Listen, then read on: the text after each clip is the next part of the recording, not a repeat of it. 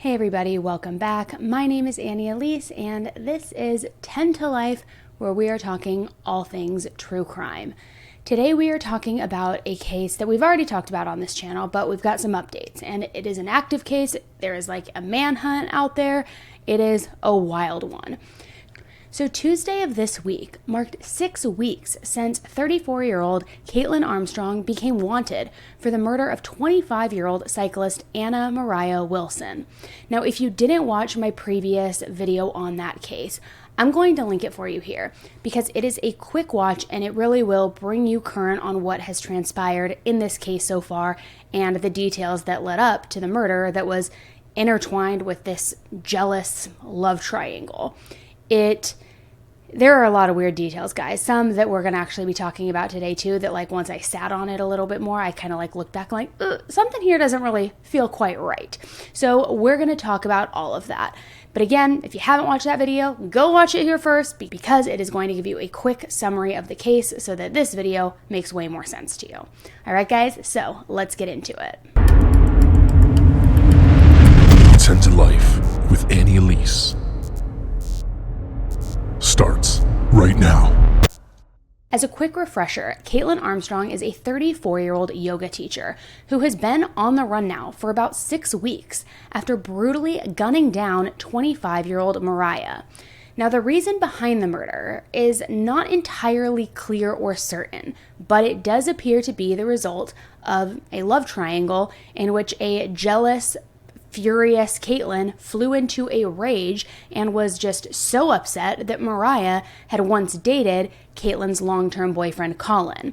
And again, lots of complexities in this case, so I'm going to say it one more time. Go back and watch that video if you haven't yet, because in addition to those updates I'm going to be sharing with you today, I'm also going to share some of the theories that I've been hearing and that I myself have a little bit now as I've sat with that information that tie directly back to that video.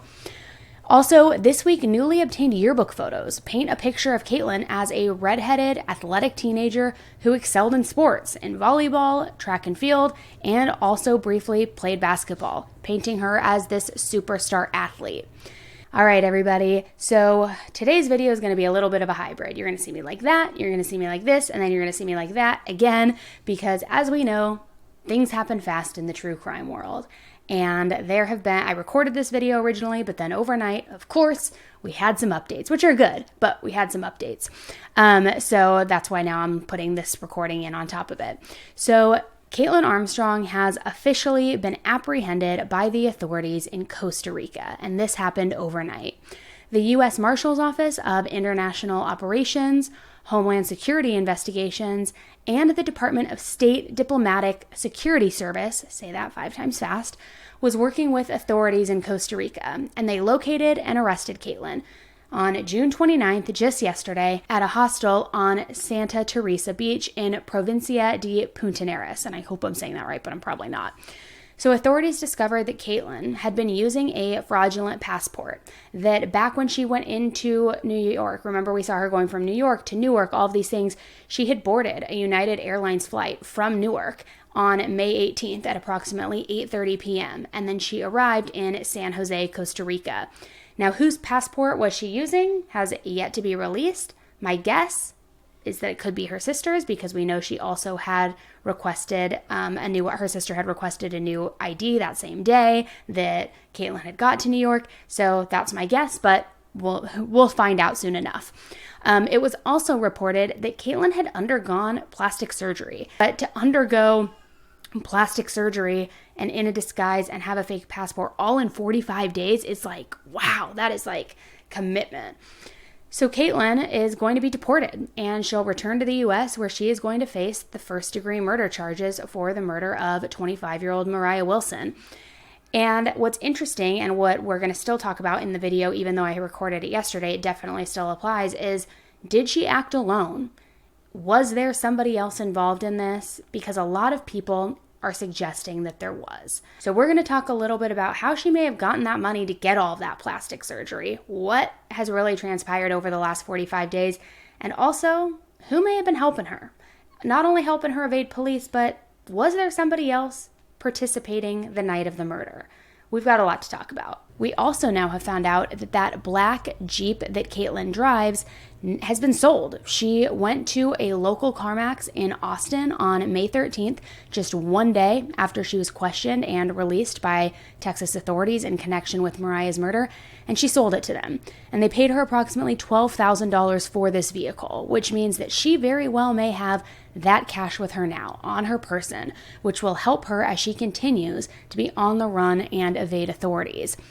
I think this goes to show her intent. U.S. Marshals have now located this black Jeep Grand Cherokee, once registered to homicide suspect Kaitlin Armstrong. The realtor and yoga instructor sold it to his South Austin CarMax dealership on May 13th, just one day after she was questioned for the murder of professional cyclist Moriah Wilson, and 2 days after authorities believe she used it to get to and from the homicide. She probably went into a panic when she was interviewed by the Austin Police Department. She probably knew they had a lot of information on her, where she suddenly sold her asset, and she was able to get cash within 24 hours of $12,200. The following day, Armstrong took that cash to ABIA, boarding a flight to Houston Hobby, then LaGuardia. On May 18th, she was dropped off at Newark Airport, but it's still unclear if she ever even made it inside. No, we don't know. We don't know where she's gone. More than a month has passed, and Armstrong has managed to stay off the grid. But that $12,200 is a large amount for a fugitive to have at hand at her disposal. Marshals say all that cash makes it difficult to track Armstrong, but they hope this check will change things. Did she withdraw money? How much cash did she withdraw? In today's modern technology, we'll hopefully be able to get some type of video surveillance that will show, did she walk into a bank? Did she go to an ATM? How did she deposit that check? Who was with her? Was it an associate? Was it a family member? That type of information will be a key in our investigation. And she sold this Jeep for several $1,000s below market value. So many believe that the apparent price cut and hasty sale of the car indicates that she had every intention to run and just needed quick cash fast. And that the reason she sold it might also be because she might have feared that forensic evidence could be discovered in the vehicle, such as gunpowder residue, trace blood, or other DNA.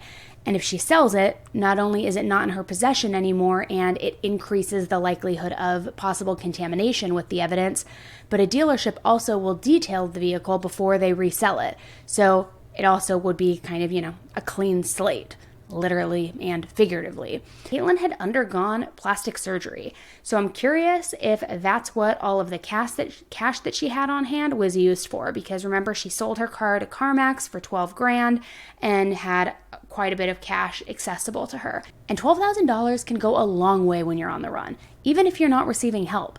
But it is suspected that Kaitlin is receiving help, or at least at one point she was, especially because she has a copy of her sister's New York driver's license, which will help her travel and obtain things undetected. And we talked about this in the previous video. They look so similar, and a driver's license was reissued for her sister right when Kaitlin got to New York after all of this transpired and after the questioning. So, I'm just going to say it.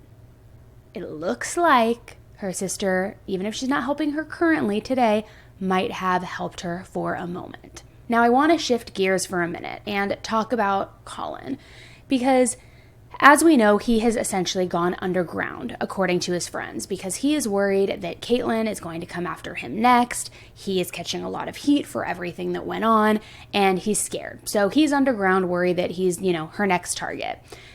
But Colin hasn't always been the epitome of a stand-up, transparent, truthful guy, because we know that he had a long history, which he self-admitted to, of deleting text messages with Moriah, changing her name in his phone, lying about seeing her, all of these things. And that's something that a lot of people are curious about. And a lot of people are talking about this, particularly on Reddit. It is like buzzing, which if you have ever sleuthed around and gone to Reddit, you know it is easy to go down the rabbit hole. But a lot of people are curious as to what may have been his involvement in all of this. Because if you remember from the last case video, we talk about the text message that he sent to Kaitlin 1 minute after dropping Moriah off at that house. And he had lied to Kaitlin about what he was doing that night and who he was going to see. But 1 minute after he drops Moriah off, he text messages Kaitlin saying, I was delivering flowers and, the flowers have been delivered, or whatever he had said. I don't remember the exact quote. But many suspect that that was code for the target is at the house. And before we go further into that, and before you start saying like, whoa, relax, you got your tinfoil hat on, like chill for a second, let me just talk about this other piece of information. Colin also, after all of this came out, he said that he and Kaitlin did in fact break up weeks before, I believe it was, this murder occurred. And he even said that Kaitlin was okay with it and she was dating other people. Now, I touched on it before, but if that's the case, and if that's really true, that they broke up weeks before, there was no animosity, she was dating other people, why would she have such an axe to grind with someone that he was friends with if she had moved on? And not only an axe to grind, but such a grind that she would go all the way to murdering this person. And also, if they were broken up and she was dating and moved on, why did he have to lie about where he was going that day and who he was seeing? Or about delivering the flowers, about all of that? Why lie if you guys were broken up and, she had no hard feelings and was dating other people? It just doesn't make sense. So people are questioning if any of what he is saying is true. And I'll just say this. I don't know that I see any motive for Colin's involvement in this at all. However, just playing devil's advocate here, he has admittedly lied and hidden things before, so you never really do know. But my biggest question with all of that would be, what did he have to gain by Moriah dying, somebody who was his friend, who he once dated? And many suspect that he may have set it up and just had Kaitlin execute it, and possibly set it up because he owned businesses with Kaitlin, which we know he did. He owned several, apparently, and one, I believe, was like a trailer flipping business. I have to go back and look, but I know that was the one as of current. So people are speculating that if they were breaking up or had broken up, and then the potential business was in jeopardy as far as the partnership, splitting the assets, however that worked with one business, two businesses, however many they shared, could that be a motive as to wanting to appease Kaitlin, keep her happy so she didn't take anything away from him monetarily speaking or business speaking, and so he helped her execute this crime? And I know it sounds a little off the wall. When I first heard this theory too, I was like, I don't believe it. No way, no way, no way. And as I sat with it for a minute, and I started thinking about all of the inconsistencies in his stories and his behavior and what he was saying as far as, the flower delivery, all of these things, I'm not entirely sold that these people are just conspiracy theorists who are saying it. Most likely, probably. But we have heard so many cases before when there are setups like this that happen, when there is a love triangle, that two of them who are like the root of the relationship, which we know Kaitlin and Colin were because they had been together for years at that point, and a third party comes in and there's jealousy and there's tension and there's turmoil. We have seen it time and time again that those two people at the root will team up together and get rid of the problem, eliminate the problem. So I don't know that it is a huge stretch to think that, not that he set it up or like that he's super involved, but like that maybe his role isn't as watered down as he is claiming it to be, only because of all of the lies that he told and continues to tell, but also because of that text message that was just so conveniently sent 1 minute after she was dropped off. But what do you think? Now, going back to Kaitlin, it's not uncommon for fugitives to change their appearances to avoid being apprehended for as long as possible and really just stay on the run. Oftentimes, they will wear a wig, they will cut their hair, they'll wear glasses, anything to really create a disguise. And since Kaitlin is known for her long, red, golden, curly hair, several renderings have now been created to show what she may look like in disguise as she's on the run. And now look, these renderings are great, and I think it's important to get these out there because she really could be wearing anything, look like anything, have any sort of hair color. But these pictures, I just can't help but laugh. They're I get it, but still, like, they're just a little, I don't even know what the word is. I don't want to say amateur, but like, There's just something here that just doesn't feel right. I don't know what it is. Now, let me just say, I was kind of right there. The renderings did look weird, but they probably should have been doing some renderings with the plastic surgery to see what she would look like with plastic surgery. That's just my guess here. We are 100%. It's confirmed she did receive transportation by someone close to her and was last dropped off at that Newark International Airport there in New Jersey. How is it that here we are at the end of June and she has not been tracked down? How far can she go on $12,200? Well, that's an interesting question. So let me posit to you something. I'll give you a scenario that's similar to a case that I had.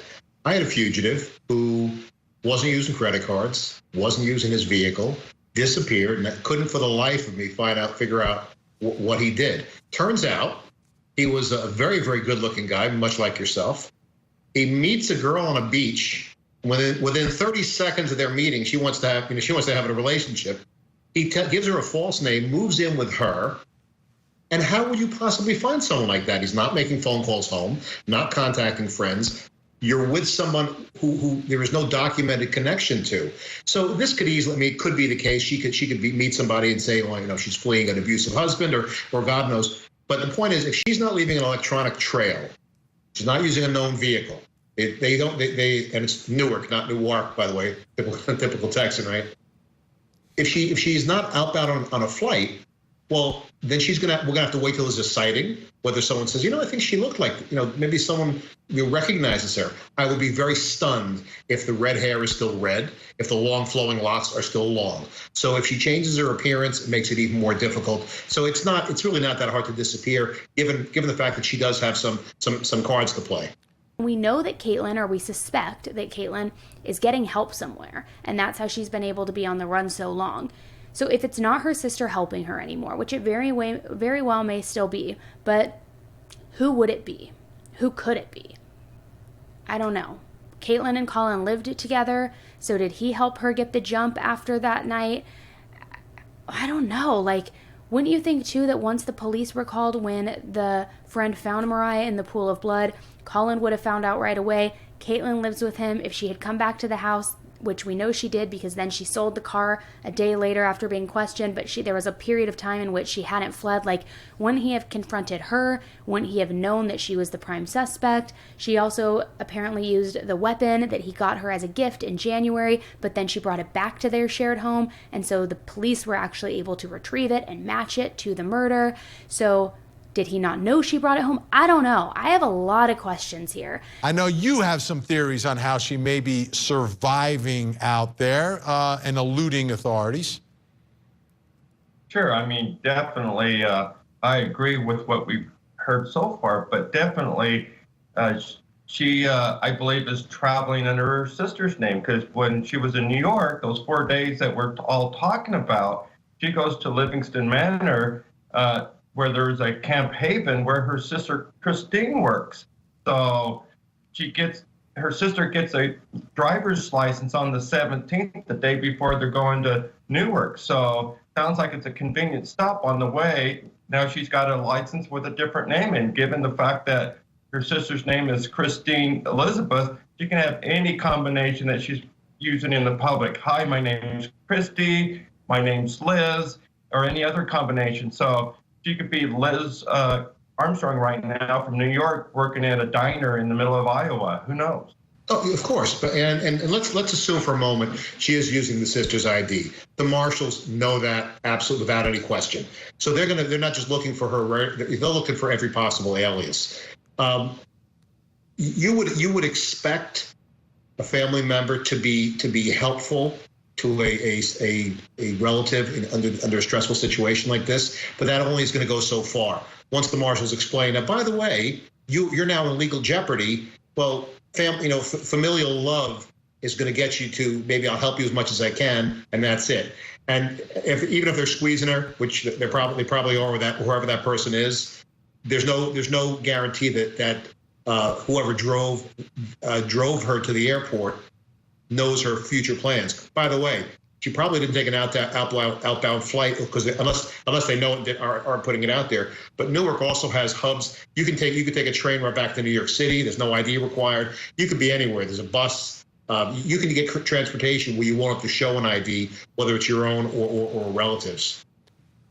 And my suspicion is she's not living off the land. Okay.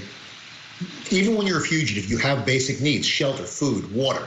You've got to have a place to wash up. You have a place to sleep. So she doesn't strike me unless there's some unless she was a Girl Scout back in the day. I doubt that. She probably is going to places where she can get help. And you're in New York. You can say you're in New York City.